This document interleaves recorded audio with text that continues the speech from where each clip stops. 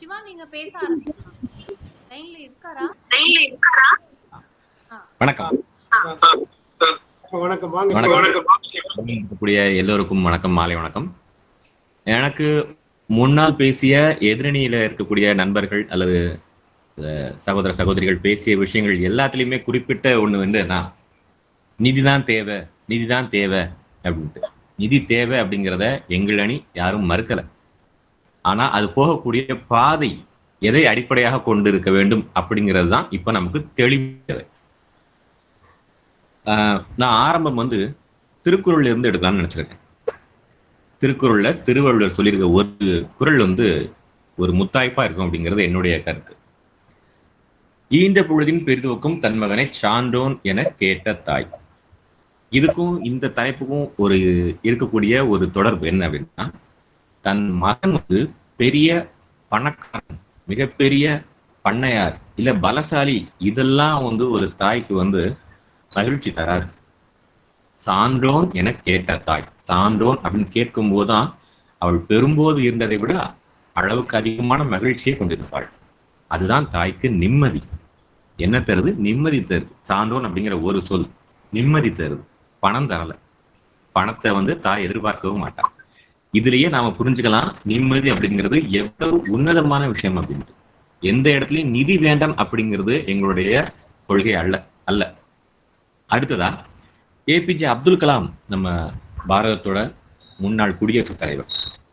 அவரு தன்னுடைய சிறு வயதுல பண தேவைக்காக, அதாவது எதிரணியருக்கு உண்டான ஒரு சின்ன வாய்ப்பா கூட இதை நினைச்சுக்கலாம், நிதி தேவைக்காக ஒவ்வொரு வீட்டுக்கும் போய் சைக்கிள்ல நியூஸ் பேப்பர் போட்டார். அதன் மூலமா தன்னுடைய படிப்பை உயர்த்தினாரு. மிக உயர்ந்த ஒரு பதவியான குடியரசுத் தலைவர் வரைக்கும் வந்தாரு. ஆனா அவர் குடியரசுத் தலைவர் மாளிகையிலிருந்து வெளியே வரும்போது எங்க போறீங்கன்னு கேட்டாங்க. எனக்கு நிம்மதி படிப்பு சொல்லிக் கொடுப்பது, குழந்தைகளுக்கு பாடம் சொல்லிக் கொடுப்பது அப்படிங்கிற உணர்த்தினார். அதை வந்து எதிரணிகள் இருக்கக்கூடிய நண்பர்கள் கவனிக்க தவறிட்டாங்கிறது என்னுடைய ஒரு சின்ன ஆதங்கமயமாக இருக்கு. ஏன்னா அவர் குடியரசுத் தலைவராக இருக்கும்போது கூட தன்னுடைய நேரத்தை செலவு பண்ணது குழந்தைகள் கூட. ஏன்னா கேட்டாங்க, ஏன் குழந்தைகள் கூட செலவு பண்றீங்களே? அவங்கதான் வருங்கால இந்தியாவின் தூண்கள் அப்படின்னு சொன்னது மாத்திரம் இல்லாம தன்னை ஒரு குழந்தையாக நினைச்சுக்கிட்டாரு. ஏன்னா அதுலதான் நிம்மதி இருந்தது. மிகப்பெரிய குடியரசுத் தலைவர் அப்படிங்கிற பதவியில் இருக்கும் போதும் கூட அவருக்கு நிம்மதி எதுங்கிறத அவர் வந்து அதை மறுக்கல, வெளிப்படையாகவே. இப்போ சமீப காலமா நடக்கக்கூடிய ஒரு விஷயங்கள் கூட இன்னும் எளிமையா உள்ளங்கை நெல்லிக்கனியா புரியும்.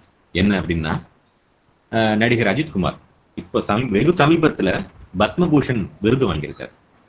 மிகப்பெரிய ஒரு திரைத்துறையில இருக்கக்கூடிய ஆளுமையா இருந்தாலும் கூட தனக்கு நிம்மதி எது அப்படிங்கிறதுல அவர் ரொம்ப கார் பந்தயத்துல தனக்கான நேரத்தை செலவு பண்ணி தன்னுடைய ரசிகர்களுக்கும் சொல்லிடுறாரு, நான் கார் பந்தயத்துக்கு போறேன், படங்கள் எதிர்பார்க்காதீங்க. ஏன் அவர்கிட்ட இல்லாத பணமா? இல்லை, அவருக்கு எது நிம்மதி, எது ஆனந்தம், அதுல அவர் தன்னுடைய பயணத்தை ரொம்ப திட்டமிட்டு கொண்டு போயிட்டு இருக்காரு. நம் கண்ணு முன்னாடி நடந்துகிட்டு இருக்கக்கூடிய இன்னொரு விஷயம். அடுத்தது நிறைய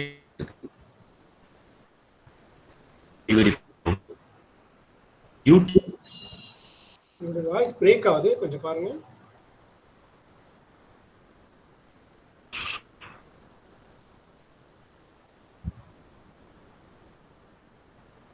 சிவா, உங்களுடைய குரல் கேட்க.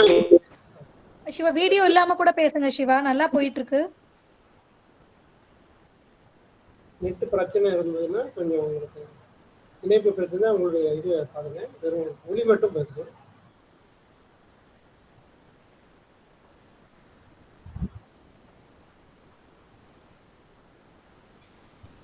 சிவா கேக்குதா?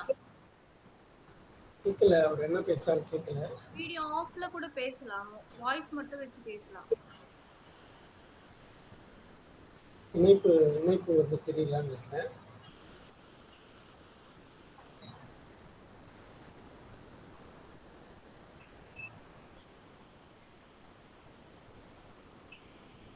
இணைப்பு போயிடுச்சுன்னு நினைக்கிறேன். பிறகு பேச சொல்லலாமா? ஆனந்தி, நீங்க தான் சொல்லலாம், என்ன பண்ணலாம்னு சொல்லுங்க. சரிங்கய்யா, இப்ப போனா பேசட்டும்.